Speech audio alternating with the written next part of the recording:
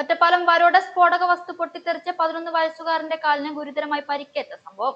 പൊട്ടിയത് പന്നിപ്പടക്കമെന്ന് സ്ഥിരീകരണം.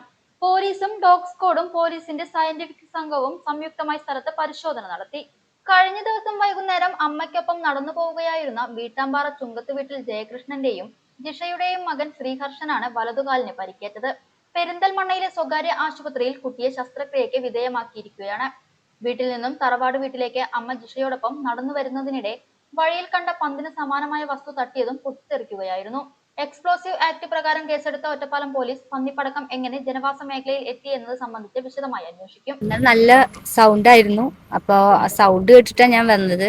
ഞാൻ പുറത്തേക്ക് ഇറങ്ങി നോക്കിയതാണ്. അപ്പോൾ കുട്ടിയുടെ കരച്ചിൽ കേട്ടപ്പോൾ ഞാൻ ഓടി വരിക ചെയ്ത്. അപ്പോൾ അമ്മയും കുട്ടിയും മാത്രമായിരുന്നു. കുട്ടിയുടെ കാലിന് ചോര വരുന്നുണ്ടായിരുന്നു.